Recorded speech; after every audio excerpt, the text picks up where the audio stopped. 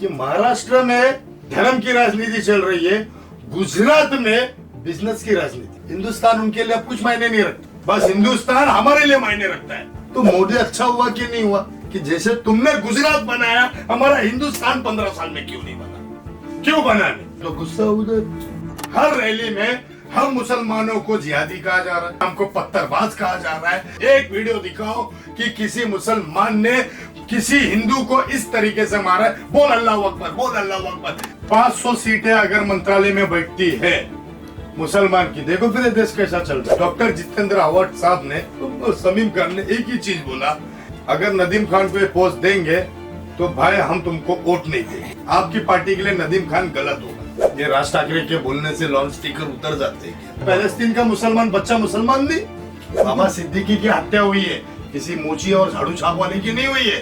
ये भाई ये लॉरेंस का हाथ नहीं है बाबा सिद्दीकी की। हमको मरना आता है तो मारना भी आता है, मैं क्यों डरूं? लॉरेंस को बोला मैंने, बोल राज ठाकरे की जो रैली हुई थी, उन्होंने बोला कि अगर मेरे हाथ में आप सत्ता दे दो तो मैं सारे मस्जिदों के ऊपर के लाउड स्पीकर को उतार दूंगा। 1465 साल से कोशिश चल रही है भाई। ये राज ठाकरे के बोलने से लाउड स्पीकर उतर जाते हैं क्या? हाँ, तो फिर मुसलमान का वोट ही मत लो ना तुम। एक काम करो, मुसलमान के सारे वोट को खारिज करो और पूरे वोट तुम्हारे रखो। ये देश के अंदर हिंदू मुसलमान का मुद्दा बनाने के अलावा इनके पास कर्म की राजनीति है क्या? है क्या? मेरे को बताओ। चलो मेरे को बताओ, नरेंद्र मोदी को भी बोला गया था कि बहुत कुछ कर देगा आने के बाद, क्या लाउड स्पीकर उतार दिया क्या उसने? अगर आए लाउड स्पीकर उतारने तो आप क्या करेंगे? लाउड स्पीकर मस्जिद के बाहर उतने ही वॉल्यूम में आवाज होनी चाहिए जो कि हमारे इस्लाम में ऐसा है। वो तो है, डेसिबल कंट्रोल्ड है, डेसिबल कंट्रोल, लेकिन फिर भी उसको मुद्दा बनाया जा रहा है। अगर उतारने आए तो आप क्या करोगे? आपके घर में घुस के आपके बच्चों को कोई मारेगा तो आप क्या करोगे? मुझे नहीं पता। अभी कुछ वक्त आपने पहले बोला था हमारे पास ना पावर है ना कुछ है, तो हम नहीं कुछ कर सकते। पैलेस्तीन पे पावर है क्या? पैलेस्तीन के पास गन्स या आर्म्स है क्या? मैं आपकी बात, अभी फलस्तीन पे आप चले गए तो मैं मुसलमान हूं ना। करोगे अरे पैलेस्तीन का मुसलमान बच्चा मुसलमान नहीं? हमारा तो एक ही अल्लाह, हमारा एक ही नबी है जिसमें पूरा वर्ल्ड ईमान रखा है। हमारा तो कोई दूसरा पैलेस्तीन में खुदा नहीं है ना। जब फलस्तीन का एक 12 साल का बच्चा टैंक से पत्थर पे लड़ सकता है तो मेरी मस्जिदों का लाउड स्पीकर उतारने तुम लश्कर लेके आओगे तो अकेला शहादत लेने खड़ा हो। ये मेरा 12 साल का बच्चा लेके खड़ा हो, मर जाएंगे हम यार। हमारी जिंदगी, हमारे अल्लाह की मस्जिद को तोड़ने से अगर मेरा बच्चा और मैं नहीं बचा पाया तो थूकता हूं ऐसी जिंदगी भी, और थूकता हूं ऐसे लोगों पे कि अगर मैं मेरी मस्जिद, मेरे हाथों से बनाई गई मस्जिद का लाउड स्पीकर तुम उतार के फेंकोगे मेरे सामने तो तुम फिर मेरी छाती पे वार कर रहे हो ना। 16 डिस्ट्रिक्ट है वहां पर, जो मुस्लिम मेजोरिटी, 16 तालुका बोलोगे आप, एमएलए प्लेस को तालुका बोलते हैं हम, उसमें से 12 में जो है वो मुस्लिम मेजोरिटी में बीजेपी के एमएलए आते हैं झुंझार। क्यों आते हैं? वहां के मुसलमानों को पूछो वोट क्यों देते। देखो सुनो ना, आप एक सूरत चले जाओ, अडाजन पाटिया चले जाओ, शालीमार सोसाइटी चले जाओ, रिंग रोड चले जाओ, दुम्बज रोड चले जाओ, लेकिन वो वोट बीजेपी पार्टी को ही क्यों देते? डर से थोड़ी देते।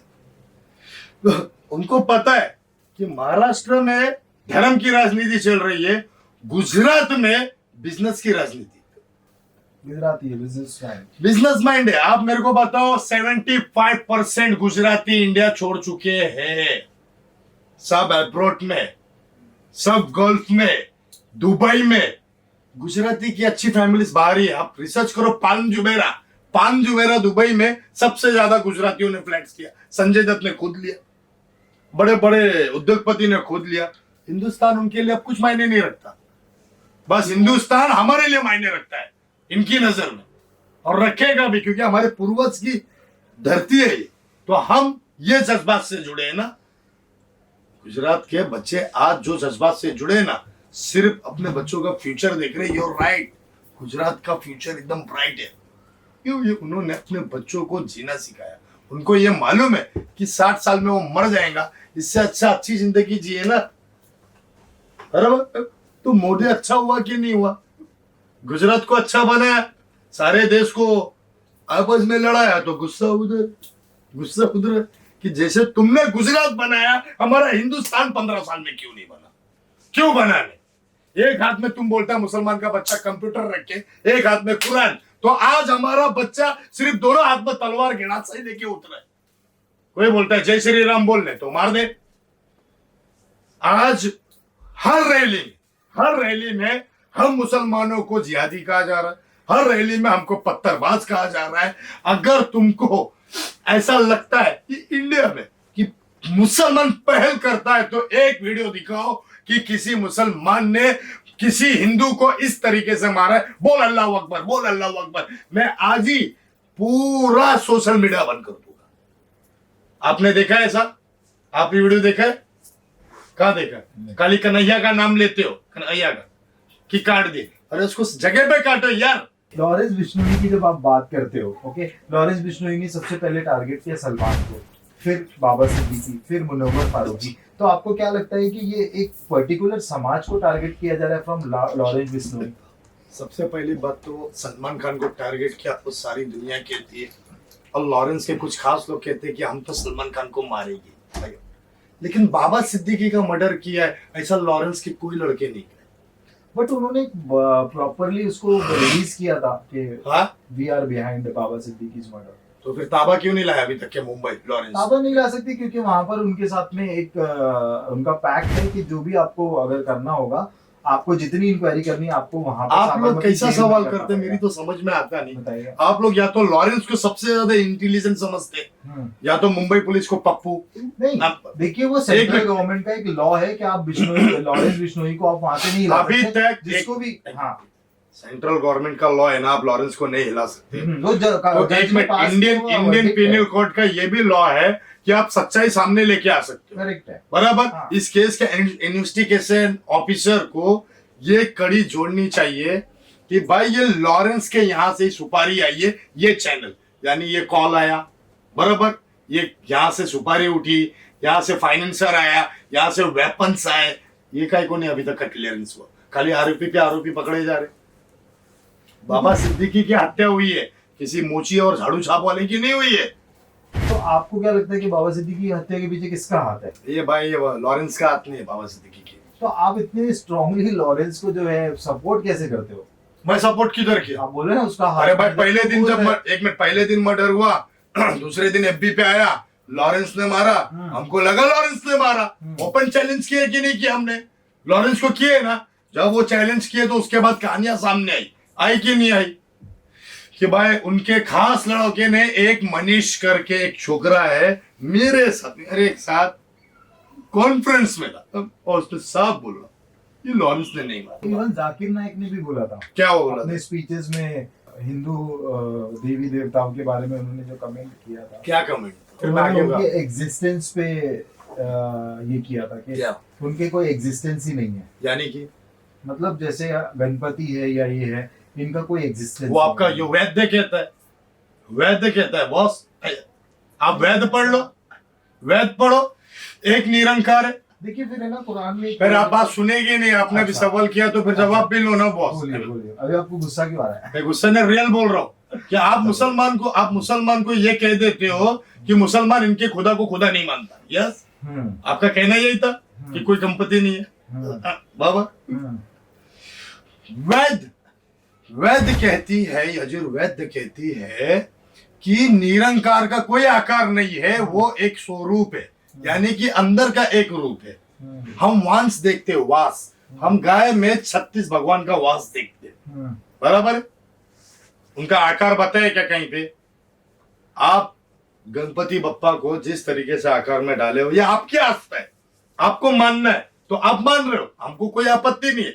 लेकिन आपकी वैधि तो ये कहती है ना कि मूर्ति के अंदर जो बसी रूह है हम उनको पूछते हैं, मूर्ति को नहीं पूछते। ये ऐसा इनका कहना है। और वैद्य कहती है कि निरंकार एक है, निरंकार कोई आकार नहीं, ईश्वर एक है, ईश्वर का कोई आकार नहीं है।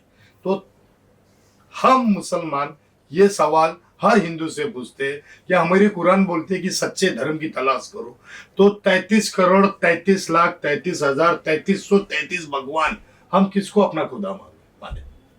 नहीं, मेरा मुद्दा बोलने का ये है कि क्या आप गणपति का नाम जाकिर लिए? नाइक कोई जो है वो बताइए। स्कॉलर है, okay? स्कॉलर तो बेस्ट मुझे शब्द है। मुझे मुझे ये बोलना है कि जैसे कुरान में लिखा है लकुम दीनुकुम वलियद्दीन, वलियद्दीन। मतलब your religion for you, my religion for me. बोला लकुम दीनुकुम वलियद्दीन, इसके पहले एक सेंटेंस है, कुल या अय्युल काफिरून ला अअबुदु मा तअबुदून वला अंतुम आबिदून मा अअबुदु वला अना आबिदु मा अबदतुम वला अंतुम आबिदून मा अअबुदु लकुम दीनुकुम वलियद्दीन। इसका ट्रांसलेशन तुमको आता है? कुल या अय्युहल काफिरून, नहीं भूल गए? कि ए रसूल कह दो इन लोगों से कि तुम जिन खुदा की पूजा करते हो मैं इनकी पूजा करने वाला नहीं, और फिर कह दो कि मैं जिस खुदा की इबादत करता हूं तुम उनकी इबादत करने वाले नहीं मालूम, इसलिए लकुम दीनुकुम वलिया दीन, तू अपने दीन पर, यानी तू अपने धर्म पे और मैं अपने धर्म पे। एग्जैक्टली कि लास्ट का मुद्दा क्या छोड़ा है कि भैया your religion for you my, तो पॉइंट ऑफ करने की जरूरत ही नहीं थी ना, जब आपको पता है कि आप एक, जैसे हम एक तरफ बोलते हैं कि ये देश हमारा फूल का गुच्छा है, इधर हर तरह के फूल है, तो फिर आप पॉइंट आउट नहीं कर सकते ना। जैसे एक कम्युनिटी में आप, जैसे जाकिर नाइक है, आज वो एब्सकॉन्डिंग है, आज वो जहां जाना था वो चले गए, लेकिन क्या आपको नहीं लगता कि जाकिर नाइक की स्टेटमेंट से या उन्होंने जो फैलाया जो चीजें उससे, जो भी उन्होंने रिलीजियस स्टेटमेंट, जो अभी आप इतना आपने पढ़ा हुआ है तो आपको सब कुछ पता है, तो क्या वो लोगों का पॉइंट ऑफ व्यू नहीं हो सकता ना? स्टेटमेंट ऐसा था, मुझे लगता है कि मैं जाकिर नाइक से अग्री नहीं करता हूं उनके पॉइंट ऑफ व्यू से।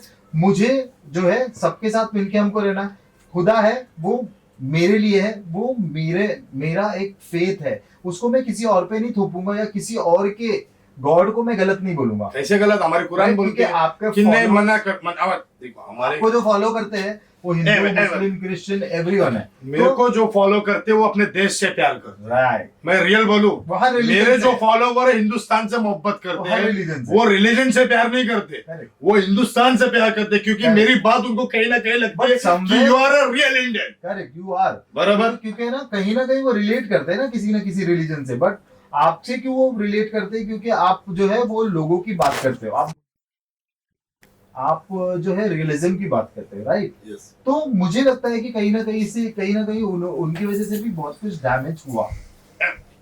अब आप मुझे बताइए, आप डॉक्टर जाकिर नाइक की वजह से डैमेज हुआ बोलता है, डैमेज हुआ ना, ये मेरा मानना है। सुनिए आपका क्या है? आपका एक पॉइंट बहुत से एक ऐसे मुसलमान है जो फिरकों में पड़े, फिरकेबाजी आज से 3 साल पहले चलती थी, आज अल्लाह का शुक्र है कि कुछ छोटी सोच के लोगों के वजह से आज मुसलम ईमान में फिरकेबाजी बंद हो गई। आप शायद नोट कर रहे होंगे।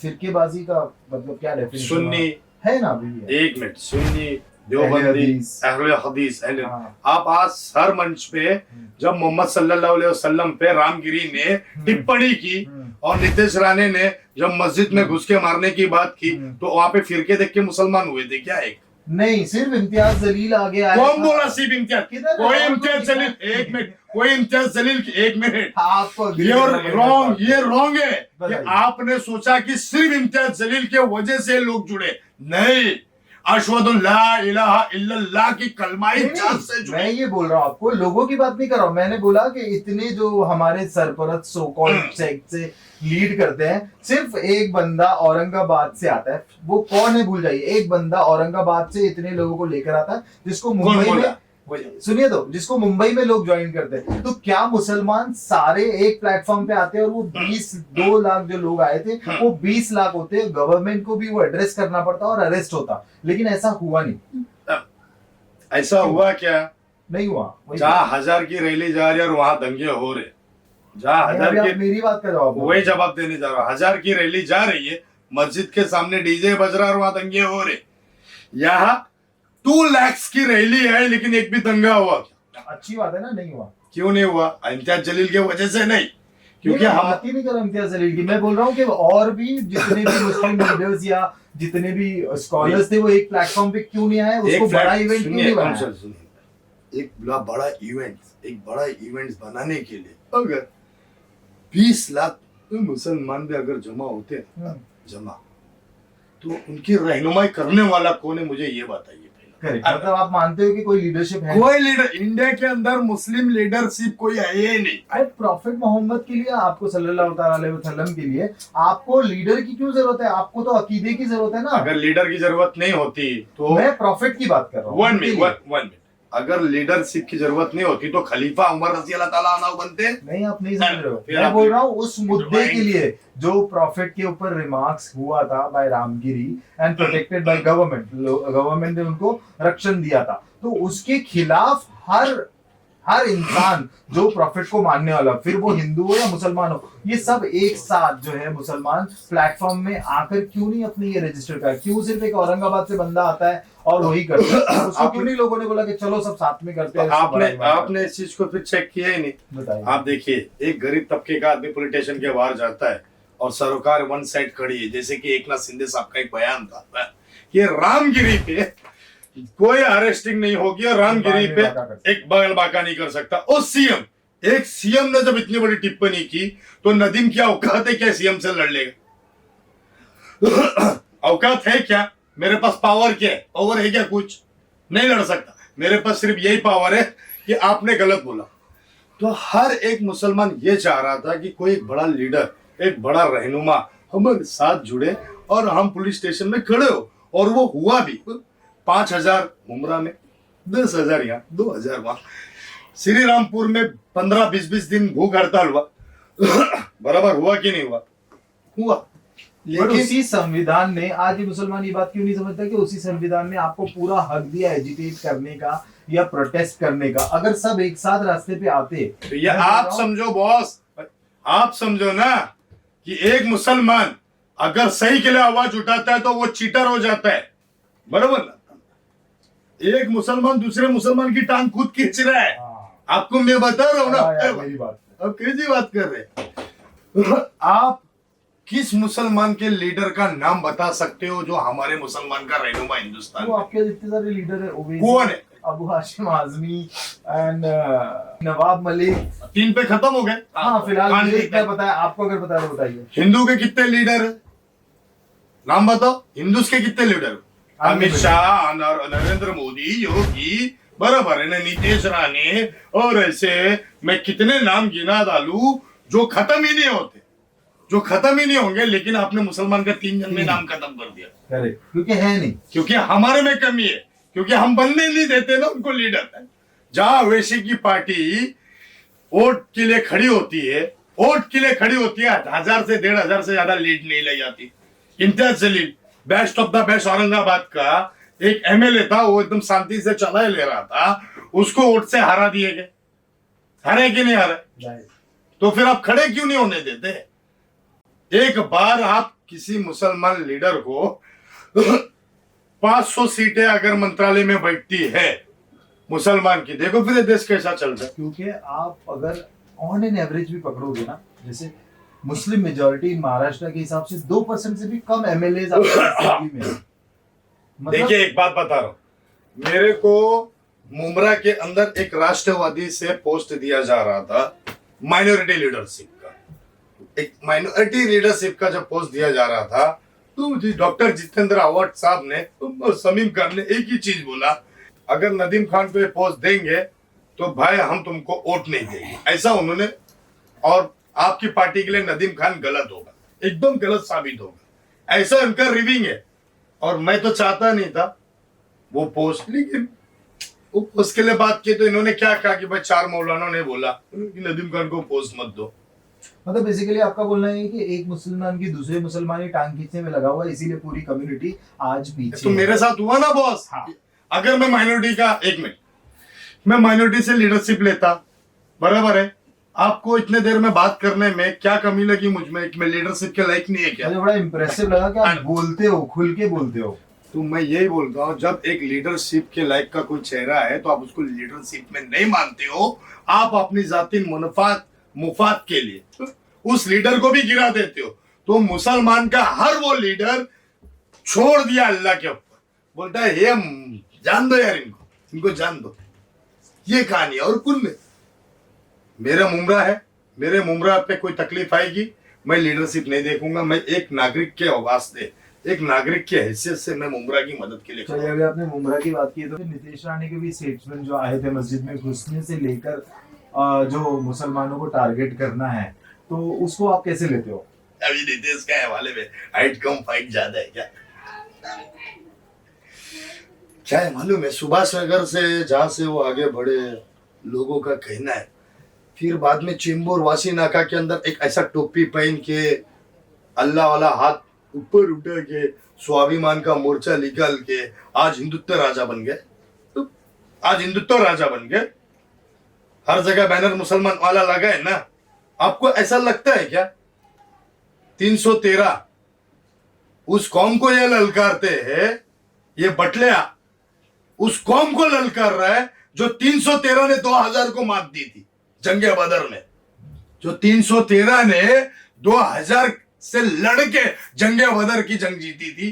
तुमको क्या लगता है 50 मुसलमान मस्जिद में नमाज पढ़ रहे हैं, तुम लश्कर लेके आएगा तो हम चुप हो जाएगा क्या? तुम अपने बचाव में कुछ तो करेगा, हो सकता है उस बचाव में कुछ भी हो सकता है, लेकिन सही हिंदू रहेगा तो नहीं आएगा, और तेरे जैसा अंधबक रहेगा ना तो ऐसे पागल चाले करेगा। हमने क्या किया उसके बयान के बाद? हमने क्या मंदिरों के बाहर जाके पत्थरे मारे? हमने कानून का सहारा मांगा। अब जब कानून का सहारा आज तक मांगते ही आ रहे हैं, अब वो कानून तोड़ के हमारी मस्जिद में घुस जाएंगे मारने के लिए, हम क्या बोलेंगे? नहीं भाई मार लो, हम बोलेंगे ऐसा? आप अपने परिवार की हिफाजत के लिए कानून पे जाते, अपने बचाव का हर एक आप अपने बचाव के लिए क्या करोगे? अपने बीवी के लिए, अपने बच्चों के लिए आप क्या करोगे? लड़ोगे या मरोगे? तो भाई वेलकम, वेलकम, आ जाओ घुस के मार के दिखा।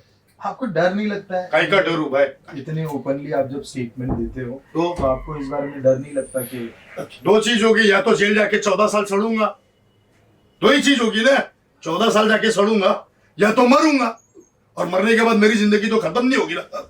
नदीम खान को मारेगा, नदीम खान का बच्चा है ना, मारना बच्चे को भी। फिर अगर वो अल्लाह से खौफ रखता है तो अपने बाप का बदला लेगा, क्योंकि मेरे अल्लाह ने कुरान में फरमाया कि अगर तुम बदला लेने लायक हो तो बदला ले लो बदला, नहीं हो तो नहीं लो। मैंने मेरे बच्चों को सिखाया यही जिंदगी, कि जिंदगी में जुल्म मत करना और जुल्म के आगे घुटने नहीं टेकना, और जब तुम्हारा हक कोई ले ले तो उसे छीन कर लेना, क्योंकि अल्लाह ने तुम्हें वो हक दिया है।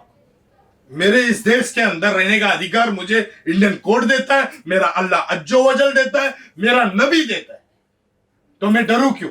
सुप्रीम कोर्ट ने मेरी बात रखने के लिए बोला है, मैंने क्या बोला? हिंदुओं को काट दो, ऐसा बोला क्या? नहीं बोला। हिंदू मेरे भाई है, जय श्री राम, अल्लाह अकबर, ये बोला। अब इस पे भी डरू यार, ये कौन सी बात हो गई यार? मैं तुम खुल के बोलो तो सही, हम खुल के बोले तो गैंगस्टर, हम खुल के बोले तो जिहादी, हम खुल के बोले तो देशद्रोही। लॉरेंस पाकिस्तान में बात करे तो देशभक्त, एक मुसलमान पाकिस्तान में बात करे तो देशद्रोही। ये कैसा कानून है यार? ये कैसी सोच है लोगों की? ये तो बात पक्की है कि आप बिश्नोई को सपोर्ट करते हो या नहीं करते, वो नहीं पता मुझे। लॉरेंस बिश्नोई जो भी कर रहा है वो सही है या गलत है? What is your point? उसने क्या किया जो गलत बताने का और सही बताने का, बताओ। सलमान खान को धमकी देना या उस पर फायरिंग करना या उसको मार देने की बात करना, या मुनव्वर फारूकी को फोन करके, या और फारूकी को एकदम क्लियरली माने वो लॉरेंस के लड़कों ने कॉल किया, ऐसा है क्या? लेकिन आप उसको प्रूफ भी कैसे कर सकते हो कि नहीं किया? ये तो बहुत अननोन बंदा है, ये खुद ही कंफ्यूज है अपने विजन को लेकर। ये कभी भाई बोलता है, कभी बोलता है आई डोंट अग्री। पहले एक बात, धमकी देना सबसे गलत बात। दूसरी बात, किसी के घर पे गोलियां चलाना उससे बुरी बात है। दुश्मनी अगर तुम्हारी तुमसे है, मेरी तुमसे है, तो यार मैं मेरी ताकत दिखाऊंगा और तुमको मारूंगा। इसका ये मतलब नहीं मैं तुम्हारे घर पे अटैक करूंगा। अगर मैं एक अच्छा अपराधी हूं तो मैं घर के बच्चों से तो अपराध नहीं करूंगा ना। रॉन्ग, पूरा गलत है।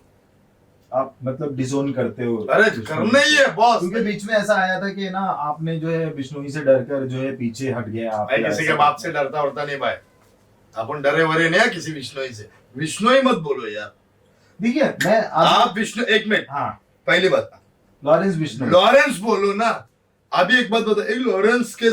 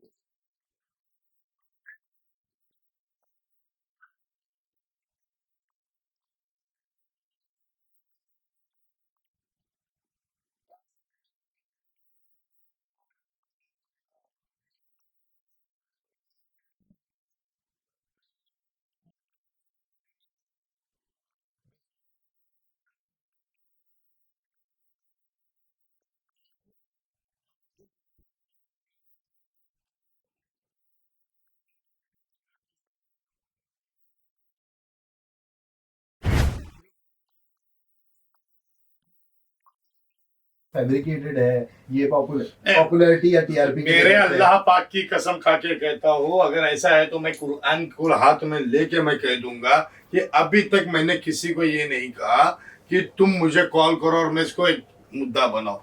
मुझे पॉपुलर नहीं होना है। ये जो आए थे मैंने वीडियो डाले और ये खींच किए, और सच्ची में मुझे ना प्रोटेक्शन चाहिए।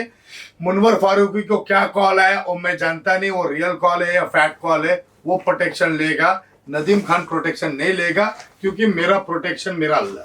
बस आपके हिसाब से जब बिश्नोई ने जो है लॉरेंस बिश्नोई ने जब सलमान खान को धमकी दिया था, तो सलमान खान को किस तरह से रिएक्ट करना चाहिए था, या किस तरह से रिएक्ट करना चाहिए? एक बड़ा स्टार होता है ना जो, वो रिएक्ट नहीं करता। और सलमान खान को तो पूरा फिल्म इंडस्ट्री भाईजान बोलता है, तो रिएक्ट क्यों करेगा? नहीं करेगा। ठीक है, फिल्म इंडस्ट्री पे एक बार नहीं धमकी आई है, डी गैंग से आई है, अदर बहुत सी गैंगों से आई है, तो छोटे मोटे जो रहते हैं वो रिएक्ट करते हैं। उसको मालूम पड़ा कि भाई ऐसी चीज है, प्रोटेक्शन लिया, उसको जो समझ में आया उसने वो किया, उसने रिएक्ट नहीं किया। बाबा सिद्दीकी की इतनी बड़ी हत्या है, उसने लॉरेंस के खिलाफ कोई स्टेटमेंट दिया क्या? आप बताओ। या क्या आपको लगता है कि जो बाबा सिद्दीकी के ऊपर लैंड माफिया और ये सब होने के इल्जाम लगे, तो क्या वो उस वजह से भी उनका मर्डर इसके बारे में अपन क्या बोलेंगे? वो तो इल्जाम लगते हैं ना, सब पे लगते हैं, मेरे पे भी लगते हैं, उन पे भी लगते हैं, सब पे ही लगते हैं, ऐसा कुछ नहीं। मर्डर तो लॉरेंस ने नहीं किया, ये आप अश्योरिटी दे रहे हैं? सिक्योरिटी ने 2000% बोलता है, लॉरेंस ने नहीं किया, 2000% बोलता है। ये गोल्डी ब्रार की तरफ से आपको कुछ ऑफर आया था, मैंने ऐसे कहीं तो सुना था। बहुत से लोग बोलते गोल्डी ब्रार अमेरिका में मर गया, उसको ठोक दिए ले। क्या सच्चा है पता नहीं, गैंग की तरफ से आपको ऑफर आया था ज्वाइन करने हाँ, के लिए, बीच में सच बात है ये? भाई वीडियो है, मैं रियल बोल रहे हूँ, मेरे को तो पता नहीं। ओके। ये बोले तेरा बारे में हमको मालूम है, हमारे गैंग में टच हो जा, हमारे गैंग को टच हो जा, गैंग को टच हो जा, ऐसा बार। फिर एक था वो बोलता है मैं गोल्डी बरार, मेरे को तो पता नहीं कौन, अमेरिका, लंदन, यूरोप, तुर्की से यहाँ वहां से फोन, वो बोलो डायलर से आते, बोलो डायलर पे ले लेते, मुंबई के होंगे, इधर उधर के। जैसे अभी बीच में भी अभी एक इन्वेस्टमेंट के लिए आया था। हाँ, अभी तो वो तो रियल है, वो तो राजवाल आपके सामने न्यूयॉर्क से आया, डायरेक्ट आया, बोले भाई इन्वेस्टमेंट करता हूँ, बोलो बात। तो आपने क्या बोला ज्वाइन करने के लिए गैंग? हाँ बोल दी अपने। जब हमने ज्वाइन नहीं किया तो आप क्या ज्वाइन करेंगे? इंडिपेंडेंट गैंग चला है भाई। मैं बोला ना, पीरू मामा थे हम लोग, अर्जुन पिक्चर देख लो, बस बात खत्म, हमारा खुद का गैंग। सो लॉरेंस बिश्नोई या गोल्डी ब्रार या फिर अनमोल, इन लोगों के बारे में आपकी क्या राय है कि ये कौन है, क्या है? देखिए, अब इनके कितने बड़े अपराध एक है, उससे आदमी राय देता है, बराबर ना? इंडिया के अंदर उन पर गुनाह दर्ज है, अपराध दर्ज है, इंडिया छोड़ के चले गए। तो अपराधी बहुत बड़े बड़े आए, इंडिया के बाहर चले गए, उनके नाम चलते रहेंगे। जब इंडिया में आता है आदमी, तो 100 केसेस है या 200 केसेस है, उससे पता चलता है कि भाई ये एक इतना बड़ा अपराधी है। एक्सटॉर्शन, खंडनी, ये सब तो हर कोई मांगता है ना, हर कोई मांगते रहता है, नॉर्मली हो गया। अब वो तो आधारित है कि तुमने किया क्या है, उस पर अपन कुछ बोलेंगे थोड़ी, क्योंकि अपने को मालूम ही नहीं कि इन्होंने किया क्या है। मैं भी लॉरेंस को, ये बाबा सिद्दीकी के बाद ही रिसर्च किया, बाकी मैं इतना रिसर्च ही नहीं करता था उसको। तो जिस तरह से जो पहले होता था अंडरवर्ल्ड में कि कुछ लोग मुंबई में बैठ के या कुछ लोग दुबई और पाकिस्तान में बैठ के जो है लोगों को धमकाते थे और पैसे उगाते थे, एक वो अंडरवर्ल्ड का टाइम था। क्या वो अंडरवर्ल्ड का टाइम मुंबई में और इंडिया में वापस आने वाला है, जिस तरह से बिश्नोई ने वो ट्रेंड फॉलो किया, आपको लगता है? इस बार ये अंडरवर्ल्ड का तो ट्रेंड वापस नहीं आ रहा है, लेकिन धर्म के नाम का धर्म वर्ल्ड वापस आ रहा है गैंगस्टर्स की तरफ से। क्योंकि मेरे को जितने कॉल से कहा है ना, अभी आज एक कॉल है, आज एक कॉल है, बोले मैं तेरे को मार डालूंगा, मैं ये हूँ, मैं वो, बराबर, तो तू मियाँ भाई है, तो है मुसलमान, तेरे को हम काट डालेंगे, ये करेंगे। तो एक्चुअल में ना अंडरवर्ल्ड का कोई धर्म नहीं है। वो मुस्लिम्स को भी एक्सटॉर्शन मनी मांगते थे, हिंदूस को भी मांगते थे, कोई भी जाति को। लेकिन यहाँ पे तो कॉल ऐसे आ रहे, I am with you Lawrence, I am with you Lawrence, I am with you Lawrence, I am with you Lawrence. Hindutva का एक बड़ा अच्छा डॉन है। तो साला सुन के दिमाग खराब हो गया कि बच्चा एक आईपीएस बनता है तो माँ खुश होती है और लोग खुश होते हैं, मोहल्ला खुश होता है कि हमारे एरिया का हमारा दोस्त आईपीएस बना है। जज बना, मजिस्ट्रेट बना। यहाँ पे तो उल्टी कहानी चल रही है हिंदुस्तान में कि लॉरेंस एक गैंगस्टर बना है। पूरे मेरे को जितना खोला है कि हम हिंदू है, हमारा बॉस है वो। और यंगस्टर लड़कों की आवाज है। ये आवाज कोई संयमता आदमियों की नहीं है, ये सब यंगस्टरों की आवाज है जो 20, 18, 25 से, उसमें 2-4 एक बुड्ढे भी है जो अपने आप को 30 मार्क खान समझते। बस ये यंगस्टरों को खराब कर दिया गया, धर्म की राजनीति चल। तो आपको जो जान से मारने की धमकी देते हैं जो लोग, उनके लिए आपका क्या मैसेज है? मतलब आप उनसे कितना डरते हो? अरे वाह, चेहरे पे डर दिखाई दिया क्या? मैं डरता सिर्फ मेरे खुदा से हूं जिसने मुझे इस दुनिया में पैदा किया, और वो ही मुझे मार सकता है। मुझे इतना यकीन है अल्लाह की मर्जी के बिना पत्ता नहीं हिलता, तो मेरी जान क्या लेगा तू? और रहा सवाल डराने का, पूरी दुनिया में ऐसा कोई पैदा ही नहीं हुआ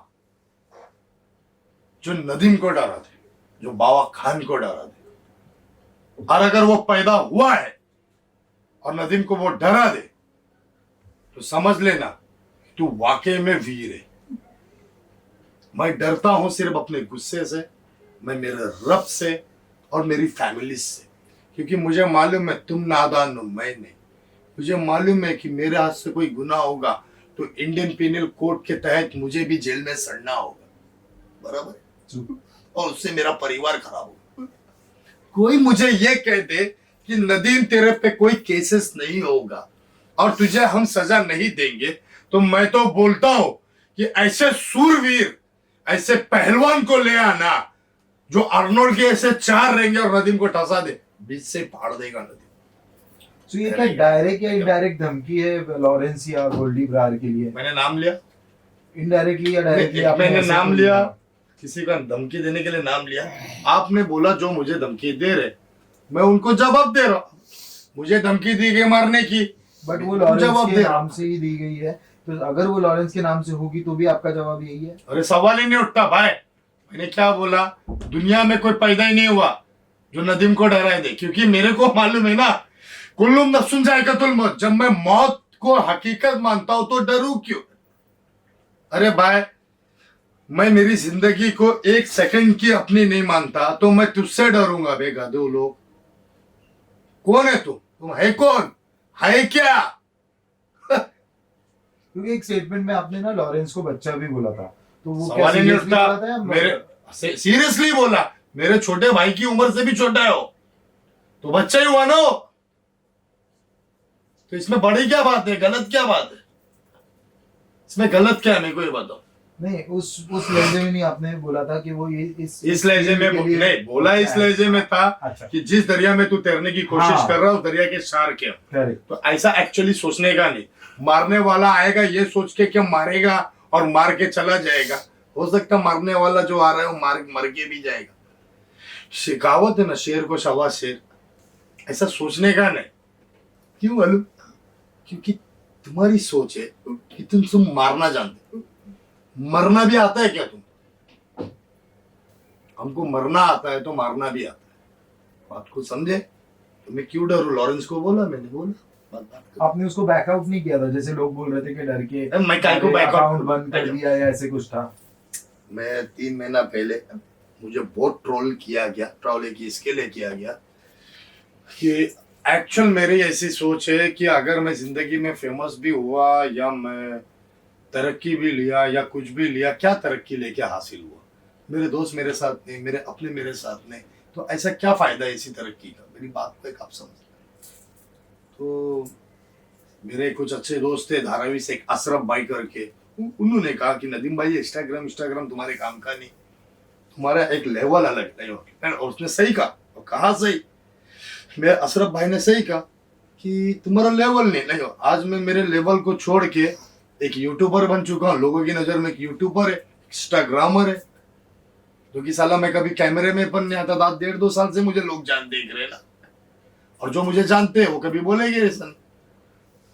तो मेरा 3 महीना पहले का वो वीडियो है, अगस्त 24 तारीख, वो पुराना वीडियो है। पुरानी वीडियो को निकाला, DNN न्यूज, झूठा न्यूज, इतना बड़ा चैनल है, उसको शर्म आना चाहिए वो उस एंकर को कि उसने निकाल करके उसको दिखाया, ये भी रिसर्च नहीं किया कि ये पुराना है। तो इससे समझ में आता ना, मीडिया बिकी हुई है, मीडिया बिकी है, ये बिका हुआ है, ये चैनल बिक के काम कर रहा है। मेरा कोई वीडियो में ऐसा है क्या? नहीं। अभी मैं आपको बोल दूं, अभी मैं किसी का भी नाम लेके बोल दूं अरे मैं डर गया, तो आपको मालूम है सारी चीजों को छोड़ेंगे, वो डर गया वाला और जिसका नाम ले रहा ना वो क्रॉप करके डाल देंगे, देखो ये गिड़गिड़ा रहा है। तो अब तो मुझे ये भी सोच रहा है 100 स्पीच, मैं एक 100 स्पीच दूंगा, लेकिन एक वीक स्पीच दे दूंगा ना, उसको पकड़ के लोग बयान कर देंगे। तो मैं इसके लिए नाम नहीं ले, मैं किसी से डरा नहीं और ना मैं डरता हूं। सो मुझे बताइए कि आखिर सरकार जो है लॉरेंस बिश्नोई को प्रोटेक्ट क्यों कर रही है? ये तो कि सरकार राजनाथ को, सिंह ने भी उनके फेवर में बयान दिया है, तो आपको क्या लगता है कि क्या राजनीति है इस पे? ये राजनीति का कोई बात नहीं होता है, क्योंकि राजनीति के अंदर जितने एक राजनीति, आप राजनीति का इतिहास आप एक चेक कर लो कि राजनीति में जो भी आए हैं वो साफ सुथरे नहीं, साफ सुथरे एक अच्छी फैमिली से, एक अच्छे घर से एक आए। ऐसा है क्या? जितने भी राजनीति है उनके ऊपर कोई ना कोई आरोप लगा है, कोई ना कोई केसेस लगे, ने कोई ना कोई अपराध दर्ज है, वो आए ना। हाँ, तो उनको ऐसा लगता है लॉरेंस उनके लिए एक अच्छा मुद्दा है। किसी ने बोला लॉरेंस को टिकट देके इलेक्शन लड़ा दो, तो अगर ऐसा अगर इस देश में होने लगा तो हर बच्चा देश का ये सोचेगा मैं लॉरेंस बनता हूँ और मैं हत्या ही करता हूँ, कल मुझे कोई पार्टी इलेक्शन में टिकट देगी और पैसे खर्चा करेगी, मैं एमएलए मिनिस्टर बनूंगा, मेरी बाकी की जिंदगी लंबड़दार तवंगर बन के चलने में चलेगी। तो ये सोच गलत है, क्योंकि इस देश के अंदर अच्छे नेताओं की कमी है। अगर एक नेता जैसे राजनाथ सिंह जैसे नेता, इन्होंने कहा कि लॉरेंस को कोई छू नहीं सकता, उनको ये बयान देना नहीं चाहिए था, एक गलत बयान है, क्योंकि इस देश के अंदर आपको गृह मंत्री का भी दर्जा दिया है, गृह मंत्री देना वहां के। yes. तो गृह के कारागृह, लॉ एंड ऑर्डर में सारे धर्म आते हैं, आपको सारे धर्म को एक तरह देखना है, एक धर्म नहीं। तो हम विश्वास करें भी तो करें किस पे? इसी से तो हम वीक होते चला जा रहे हैं ना। तो क्या आपको लगता है कि सच में हिंदुस्तान में मुस्लिम आज भी सेफ नहीं है? नहीं, मुसलमान लुकिंग एट करंट सिनेरियो, मुसलमान सेफ नहीं है ऐसा मैं नहीं बोलूंगा। मुसलमान तो खाना दज्जाल से लड़ने के लिए पैदा हुआ, शैतान इब्लिस से लड़ने के लिए पैदा हुआ।